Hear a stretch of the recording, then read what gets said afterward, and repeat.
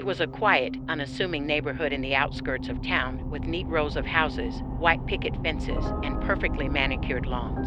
The residents here were mostly middle-class families, with children playing on the sidewalks and dogs barking in the yards. Nobody could have guessed that a serial killer was lurking in their midst. The first victim was a young woman in her mid-20s. Her name was Sarah, and she was a recent college graduate, just starting her career as a graphic designer. She lived alone in a small apartment on the edge of the neighborhood, and she was known for her friendly smile and her love of hiking in the nearby woods. One evening, Sarah didn't show up for a dinner date with her friend. At first, her friend thought nothing of it, assuming that Sarah had simply canceled at the last minute. But when Sarah didn't answer her phone or respond to her text, her friend grew worried and contacted the police. The police searched Sarah's apartment, but they found nothing out of the ordinary. Her phone was still there. Her purse was on the kitchen table, and there were no signs of a struggle. But when they searched the nearby woods where Sarah liked to hike, they found her body hidden under a pile of leaves. She had been strangled, and there were signs of sexual assault.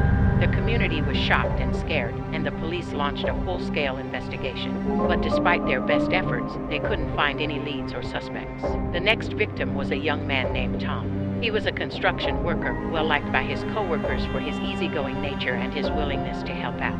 He lived with his girlfriend in a house in the neighborhood, and they were planning to get married in the fall.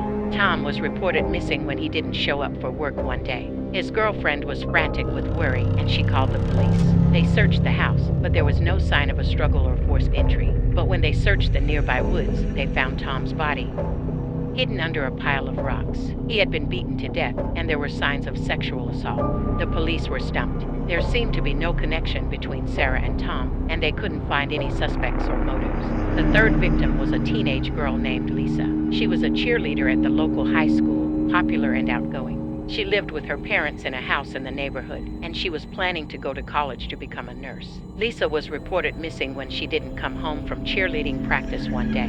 Her parents were frantic with worry, and they called the police. They searched the house, but there was no sign of a struggle or forced entry. But when they searched the nearby woods, they found Lisa's body hidden under a pile of branches. She had been stabbed to death, and there were signs of sexual assault. The police were starting to feel the pressure. The community was outraged, and the media was starting to take notice. They had to catch this killer before he struck again. The fourth victim was a middle-aged man named John. He was a business owner, well respected in the community for his generosity and his volunteer work. He lived alone in a house in the neighborhood, and he was known for his love of gardening. John was reported missing when he didn't show up for a meeting with his business partner. His partner was worried, and he called the police. They searched the house, but there was no sign of a struggle or forced entry. But when they searched the nearby woods, they found John's body hidden under a pile of dirt. He had been strangled, and there were signs of